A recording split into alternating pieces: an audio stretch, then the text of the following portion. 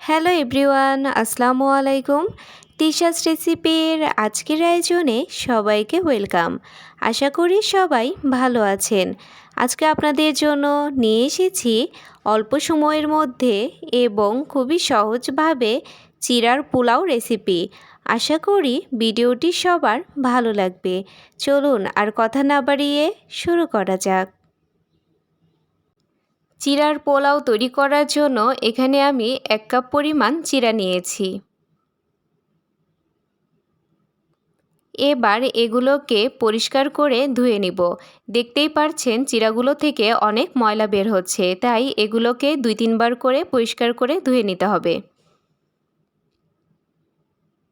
দেখুন চিরাগুলো আমি পরিষ্কার করে ধুয়ে নিয়ে একটা স্টেইনারে ঢেলে নিয়েছি পানি ঝরিয়ে নেওয়ার জন্য।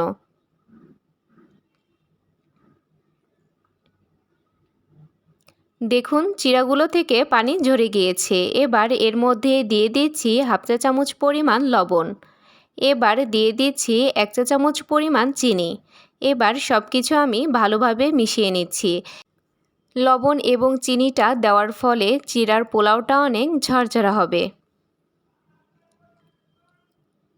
এবার পোলাও তৈরির জন্য এখানে নিয়েছি 2 ধরনের বাদাম, এখানে নিয়েছি কাজু বাদাম এবং চীনা বাদাম, নিয়েছি কিশমিশ, নিয়েছি টমেটো কুচি, নিয়েছি লেবু, কাঁচামরিচ এবং পেঁয়াজ কুচি।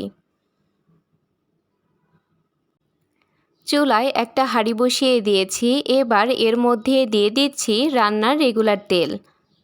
তেলটা একটু গরম হওয়ার পর এবার এর মধ্যে দিয়ে দিচ্ছি পেঁয়াজ কুচি। এই পেঁয়াজটা এবার আমি লালচে কালার করে ভেজে নিব।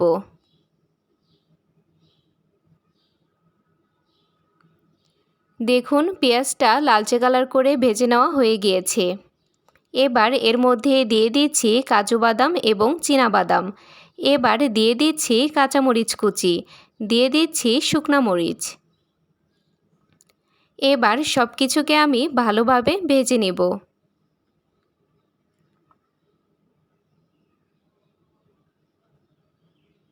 এবার এর মধ্যে দিয়ে দিচ্ছি টমেটো কুচি, দিয়ে দিচ্ছি কিশমিশ।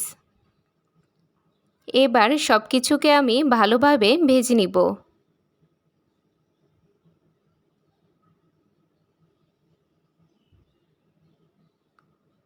দেখুন সব কিছুকে আমি ভালোভাবে ভেজে নিয়েছি। এবার এর মধ্যে দিয়ে দিচ্ছি 1/2 চা চামচ পরিমাণ হলুদ। এবার সব কিছুকে আমি ভালোভাবে মিশিয়ে নিচ্ছি। এবার এর মধ্যে চিরাগুলো দিয়ে দিচ্ছি। এবার দিয়ে দিচ্ছি লেবুর রস।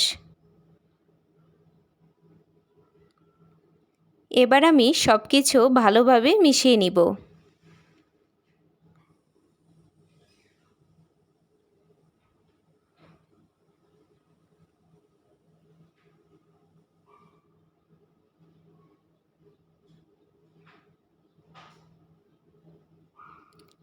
দেখুন চিরার পোলাও তৈরি হয়ে গিয়েছে।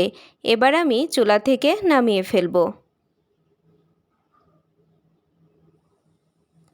চুলা থেকে নামিয়ে আমি একটা পাত্রে সার্ভ করে নিচ্ছি। তৈরি হয়ে গেল ঝটপট চিরার পোলাও। আপনারা বাসায় এভাবে অবশ্যই বানিয়ে খাবেন এবং খেয়ে কেমন লেগেছে আমাকে কমেন্ট করে জানাবেন। আজকের ভিডিও এই পর্যন্তই। সবাই ভালো থাকবেন, সুস্থ থাকবেন এবং অবশ্যই আমার চ্যানেলটা সাবস্ক্রাইব করে আমার পাশে থাকবেন। আল্লাহ হাফেজ।